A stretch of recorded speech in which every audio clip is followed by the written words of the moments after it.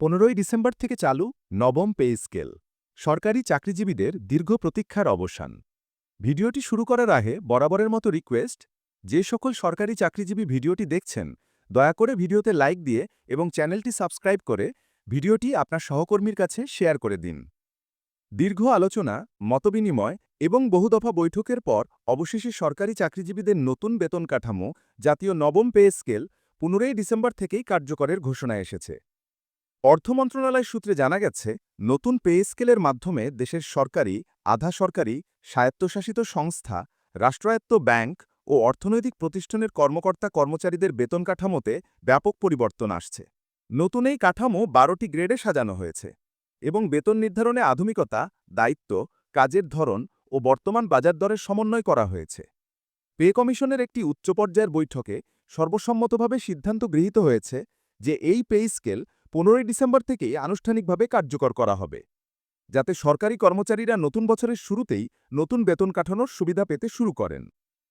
নতুন কাঠামো অনুযায়ী সর্বনিম্ন বেতন ধরা হয়েছে ৩০,০০০ টাকা, যা পূর্বের তুলনায় উল্লেখযোগ্যভাবে বাড়ানো হয়েছে।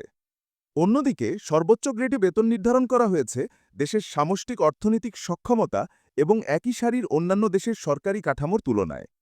বিশেষজ্ঞরা বলছেন, এই বেতন কাঠামো দীর্ঘদিন ধরে স্থবির সরকারি স্যালারি স্ট্রাকচারকে প্রাণবন্ত করবে এবং কর্মচারীদের কর্মদক্ষতা, জবাবদিহি ও পেশাদারী দক্ষতা বৃদ্ধিতে উৎসাহ যোগাবে।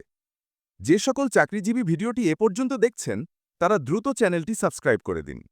নতুন পে স্কেলে চিকিৎসা ভাতা ৩,০০০ টাকা এবং বাড়ি ভাড়া ভাতা ৪,০০০ টাকা নির্ধারণ করা হয়েছে, যা বিশেষভাবে নিম্ন ও মধ্যমায়ের সরকারি চাকরিজীবীদের জন্য গুরুত্বপূর্ণ সুবিধা হিসেবে বিবেচিত হচ্ছে।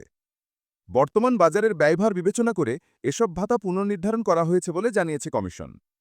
বিশেষ করে নগর অঞ্চলে বাড়ি ভাড়া ও চিকিৎসা খরচ বৃদ্ধি পাওয়ায় এগুলো কর্মচারীদের জীবনমান উন্নয়নে সহায়তা করবে বলে আশা করা হচ্ছে।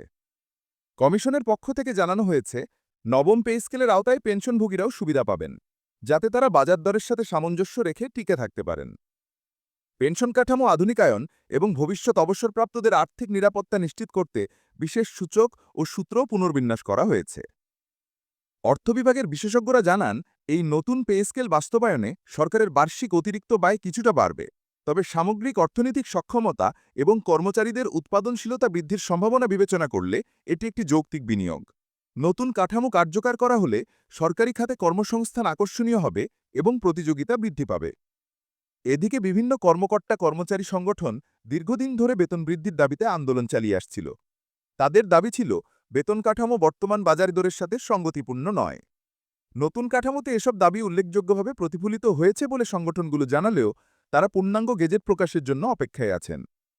অনেকে আশা প্রকাশ করেছেন যে 15ই ডিসেম্বর কার্যকরের পর সব ধরনের জটিলতা কেটে যাবে এবং যে কোনো অসঙ্গতিও দ্রুত সমাধান করা সম্ভব হবে।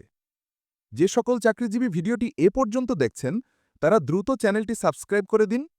নতুন পে স্কেল সম্পর্কিত আরও সর্বশেষ খবর পেতে অবশ্যই লাইক, কমেন্ট ও সাবস্ক্রাইব করে সাথে থাকুন।